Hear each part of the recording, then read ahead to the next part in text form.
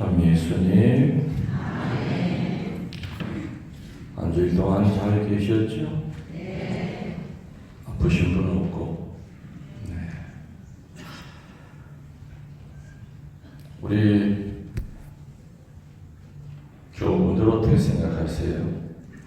추위가 몇 번 더 올까요? 아니면 이렇게 끝날까요? 올 것 같아요? 하긴 뭐 3월에도 막 그냥 폭설이 내리고 요즘 날씨가 좀 이상하죠 많이.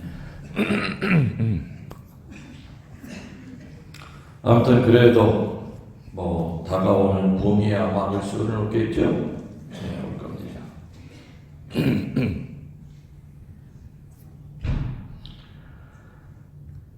요즘 입원실이 모자라는 병동이 어디냐면은 정신병동이라고 그래요. 무슨 병동? 참 많아요. 그죠? 아마 해가 갈수록 이 소위 마음의 병, 이 정신의 병이 생겨서 또 그걸 찾는 사람들이 많을 겁니다. 뭐 얼마 전에는 정신과 의사가 또 살해를 당할 정도로 면담하다가 참. 근데 이 정신질환이 심해지면 본인이 하는 걸 잘 모르기 때문에 집안에 정신병자 한 사람이 있으면은 최소한 수십 명이 고통을 당해요. 그래서 격리가 필요해요.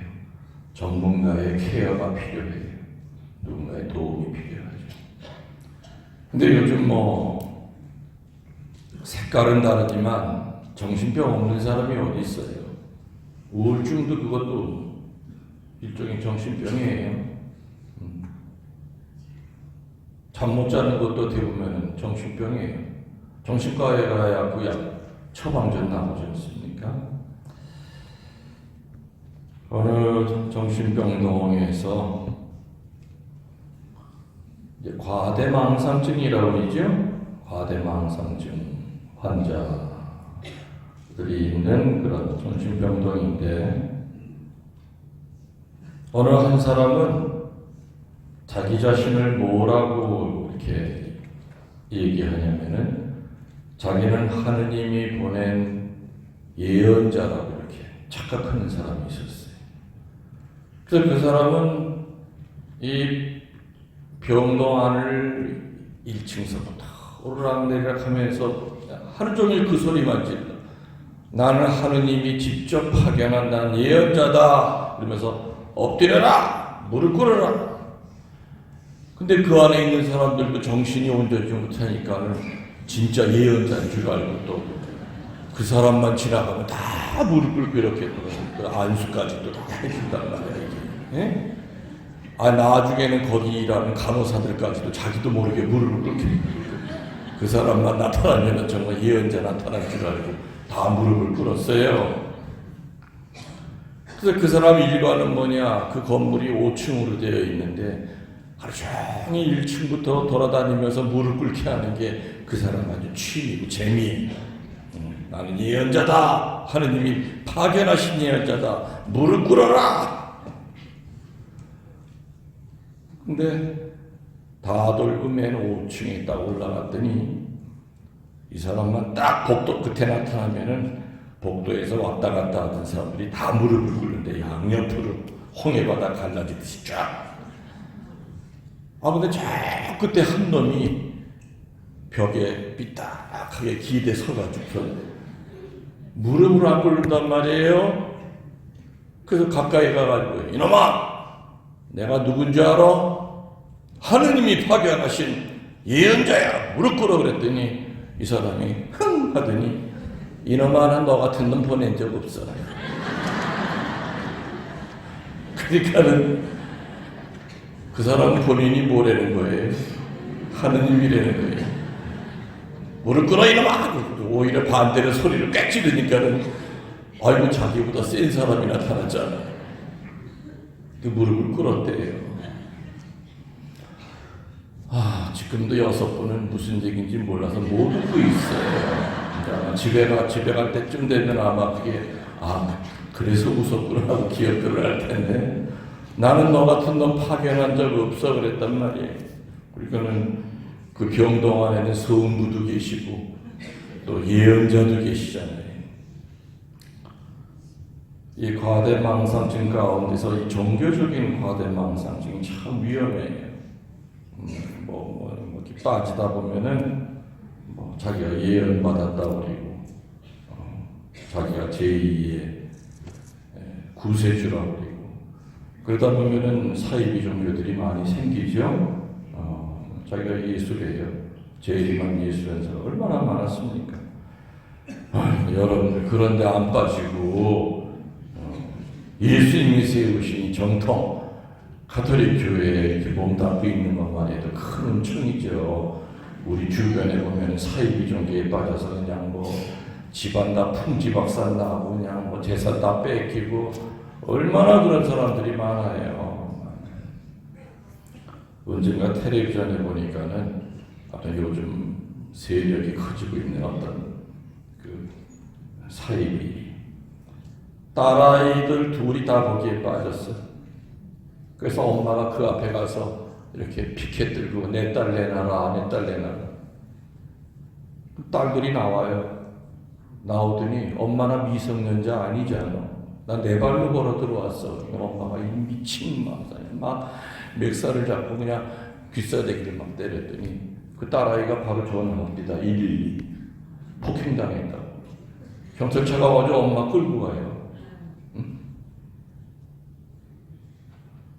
지금 사이비 그 집단 그 본부 앞에 가면은 자식 찾으려고 하는 그런 부모들이 얼마나 많은지 몰라. 그냥 정말로 여러분들 가운데는 여러분이 스스로 천주교를 선택해서 왔다고 하는 분들이 있을지 모르겠지만은 아니죠. 이 불러주신 거에 얼마나 감사한지. 그래서 우리들은 늘 눈 뜨면 하나이고 거룩하고 공건되고 사도로부터 내려온 내가 천주교 신자라고 하는 자부심과 함께 그 신자다운 삶을 어떻게 살아야 되는지를 우리는 늘 생각을 해야 됩니다. 오늘 루카복음 우리가 읽었죠? 참 행복에 대한 얘기가 나와요.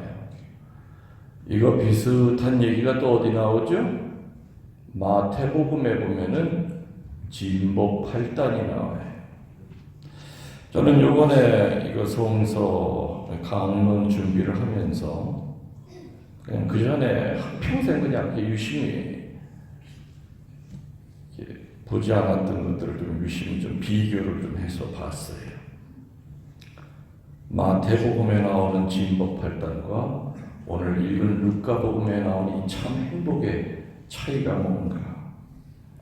대개는 루카복음에 나오는 오늘 이 참 행복이나 마태복음에 나오는 진복 8단이나 내용이 같은 거다 하고 성서학자들은 얘기하지만 조금 색깔은 다르더라 이거죠. 일단 마태복음 5장에 나오는 진복 8단, 예수님이 어디서 하셨느냐? 산에 올라가서 가르치셨다. 그래서 우리들은 산상설교라고 그러죠. 산상설교라고. 근데 오늘 여러분이 들은 이 루카복음은 산에서 내려와 평지에 이르러 보니 제자들과 여러 곳에서 온 사람들이 모여 있었다. 다시 말하면 오늘 들은 이 참 행복에 대한 설교는 루카복음과는 다르게 산 위에서 한 것이 아니라 평지에서 한 평지 설교입니다. 그게 우선 차이가 큽니다. 그리고 마태복음에는 말 그대로 진복 8단입니다. 8개입니다. 마음이 가난한 자 행복하다, 슬퍼하는 자 행복하다, 온유한 자 행복하다, 옳은 일에 줄이고 목마른 자 행복하다, 자비를 베푸는 자 행복하다, 마음이 깨끗한 자 행복하다, 평화를 위하여 일하는 자 행복하다, 박해받는 자 행복하다 하는 것이 마태복음 5장에 나오는 8개의 진복 8단인데, 근데 오늘 들은 루카복음에 나오는 참 행복은 8개가 아니라 몇 개인 줄 아세요? 진복 4단이에요. 4개. 가난한 사람들아 행복하다. 지금 굶주린 사람들아 행복하다. 지금 우는 사람들아 행복하다. 미움을 받고 내어 쫓기고 욕먹고 누명 쓰는 사람들아 행복하다. 마태복음에 나오는 진복 8단과 이 진복 4단 중에 겹치는 건 2개밖에 없어요. 마음이 가난한 사람들아 행복하다와 옳은 일을 하다 박해를 받는 사람들아 행복하다가 겹치는 거고 나머지 내용이 달라요. 그 대신 마태복음에는 없는 불행 4단이 나오죠. 불행한 자들, 부여한 사람들아 불행하다. 배불리 먹고 지내는 인간들아 불행하다. 지금 웃고 지내는 사람들아 불행하다. 모든 사람에게 칭찬받는 사람들아 불행하다. 오늘 우리들이 들은 이 마태복음의 4진복 4불행에 대한 내용은 이렇게 미사 시간에 10분, 20분 동안에 할 수 있는, 건드릴 수 있는 내용들이 아닙니다. 그래서 저는 이제 준비를 하면서 우리 신자들 언젠가 한번 빠른 시일 내에 저녁 특강으로 이 진복 8단에 대한 거, 진복 불행에 대한 거를 한 2시간 정도 강의를 해드려야 되겠다 하는 생각을 하면서 강론 준비가 아니라 강의 준비를 제가 며칠 동안 우연히 하게 됐습니다.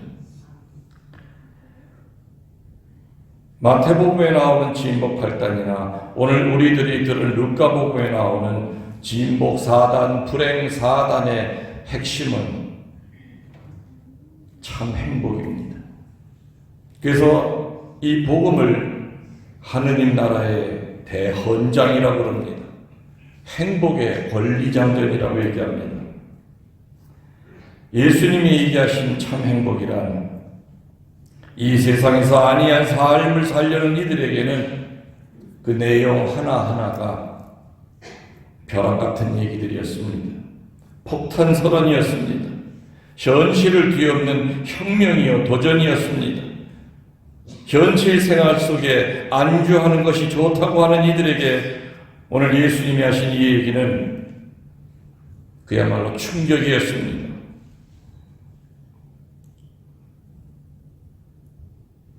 모든 가치관을 뒤바꿔버리는 그러한 선언이었습니다.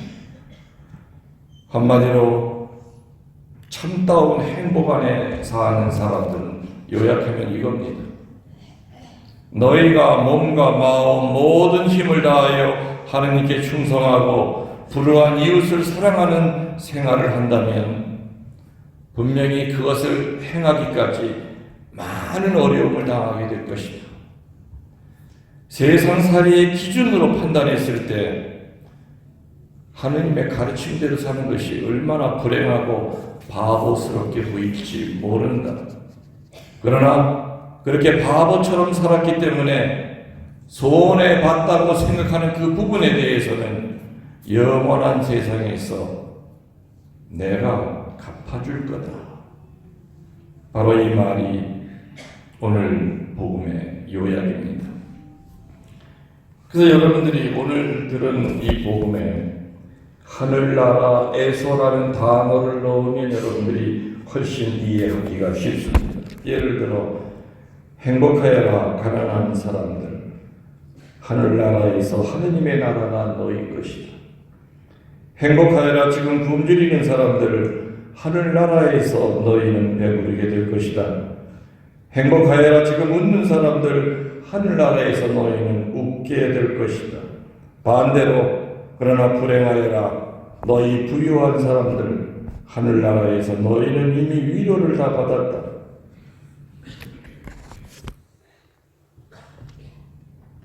오늘 일독서에서 예레미야는 이렇게 참 행복 속에 살려면은 무엇을 중심으로 살아야 되는지를 아주 확실하고 명확하게 얘기합니다. 오늘 일독서에서 예레미야는 사람에게 의지하는 자와 쓰러져 죽을 몸을 제 힘인 양 여기는 자는 저주를 받으리라. 주님을 신뢰하고 자신의 신뢰를 주님께 두는 자는 복되도다. 프리아면은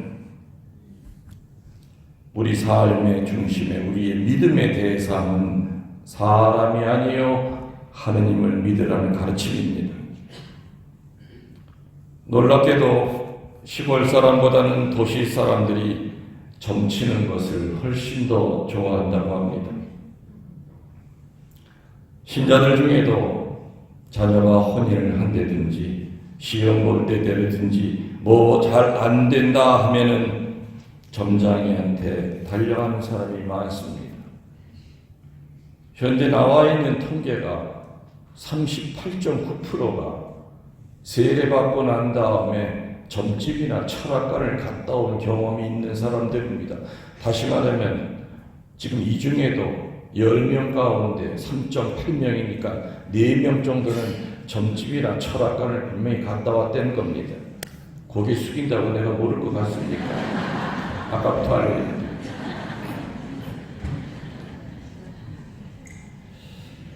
아마 그 집에서 뭔 얘기를 들어야 직성이 풀리나 봅니다. 그런 신자들에게 도대체 하느님은 어떤 의미가 있겠습니까? 하느님을 붙잡는 슬기가 있을 때 그는 참으로 행복하고 하느님께 전적으로 기댈 때 그는 행복합니다. 서두에 내가 얘기 드린 그 정신병동의 과대망상증, 한 사람은 본인 자신이 성부라고 그리고 한 사람은 예언자라고 그랬습니다. 예언자 흉내를 내는 게 중요한 것이 아니라 하느님의 흉내를 내는 것이 중요한 것이 아니라 하느님의 가르침대로 살아야 되고 예언자들의 가르침대로 살아야 되겠죠. 그게 바로 참다운 행복입니다. 지금 편하고 즐거운 것만으로 참 행복이라 생각지 말고 우리들은 하느님 안에서 참다운 행복을 누려야 됩니다. 어느 누구든지 행복은 권리입니다. 사제도 행복해야 됩니다. 맞지요? 신부 생활하면서 불행하게 신부 생활한다면 그 얼마나 비참한 일입니까? 수도자들도 행복해야 됩니다. 하느님이 원하시는 것은 우리 각자의 행복입니다. 그런데 그 행복을 하느님은 당신 안에서 누리라고 얘기하십니다. 너의 마음속에 물질을 가득히 가두고 사람을 가두고 명예를 이 안에다 두고 명예에서 행복을 찾고 물질에서 행복을 찾고 사람에게서 행복을 찾을 때는 그것은 한계가 있고 유한하다는 겁니다. 그래서 오늘 예레미야가 얘기한 대로 사람에게 의지하는 자와 쓰러질 몸뚱아리를 제 힘인 양 여기는 자는 저주를 받으리라. 주님을 신뢰하고 자신의 신뢰를 주님께 온전히 두는 자가 진복자니라고 얘기하고 계십니다. 우리 주변의 환경은 우리를 하느님께로 향하게 못 만들 때가 많습니다. 소돔과 고모라에서 롯과 그의 아내와 딸 둘은 모든 재산을 버려두고 야훼의 천사가 일러주는 대로 소돔과 고모라를 빠져나옵니다. 너희들이 빠져나가면 유황불을 내려서 소돔과 고모라를 태울 것이다. 그 대신 반드시 뒤에서 어떤 소리가 들리더라도 뒤를 쳐다보지 말거라. 천사에게 이 말을 들은 롯은 아내와 딸들에게 이따 우리 아무튼 앞만 보고 달려가는 거야. 뒤에서 어떤 소리가 나더라도 살던 집이 무너지는 소리가 나더라도 절대 뒤돌아봐서는 안 된다. 앞을 향해 달려갑니다. 그리고 하늘에서 유황불이 떨어지면서 소돔과 고모라와 그 안에 있던 사람들이 불에 타 죽습니다. 롯의 아내는 불행하게도 뒤를 바라다 봅니까? 안 봅니까? 뭐 때문에? 집에 두고 온 세간 때문에. 아이고, 자개장서부터 해가지고 어저께 새로 바꾼 싱크대서부터 해가지고 세탁기도 그게 얼마짜리인데 하면서 그냥 뒤를 바라다 보다 뭐로 바뀐다며요? 소금 기둥으로 바뀝니다. 결국에 진보 8단의 내용은 하느님 안에서의 행복을 강조하고 있는 것이죠. 그래서 지금 비록 환경 때문에 하느님의 계명을 따르려 하다가 울음이 나오고 힘들고 그리고 굶을 때가 있다 하더라도 거기에 대한 보상은 내가 책임지고 하늘에서 영원한 세상에서 생각지도 못한 보상을 내가 주리려는 겁니다. 우리는 이 세상 살면서도 천국의 맛을 조금씩 봅니다. 연옥의 맛도 볼 때가 있습니다. 그리고 지옥의 맛도 볼 때가 있지요. 천국의 맛을 볼 때는 언제입니까? 어느 때입니까? 하느님 안에서 행복할 때 우리는 천국의 맛을 봅니다. 연옥의 맛을 볼 때는 언제입니까? 부부가 서로 싸우고 말 안 한 지 한 달이 됐습니다. 2달이 됐습니다. 그 안에는 연옥도 있고 지옥도 있을 겁니다. 다시 말하면 우리들은 하느님 안에서 하느님 중심으로 그리고 하느님께 의지하면서 입에 달아도 내가 이거 삼키면 나는 죽는다 하는 각오를 갖고 아무리 유혹을 한다 하더라도 과감하게 뱉어야 됩니다. 또 입에서는 소태처럼 쓰더라도 내가 이거 먹어야 주님 앞에 한 발자국 다가설 수 있다고 하면은 그냥 그야말로 코 막고 꿀떡 생겨야 됩니다. 들어갈 때는 쓴 거지만 그것이 바로 천국 가는 힘이 될 수도 있다는 것을 명심하면서 여러분들 참 행복 누리시기를 축원합니다. 아멘. 모두 일어나 주십시오.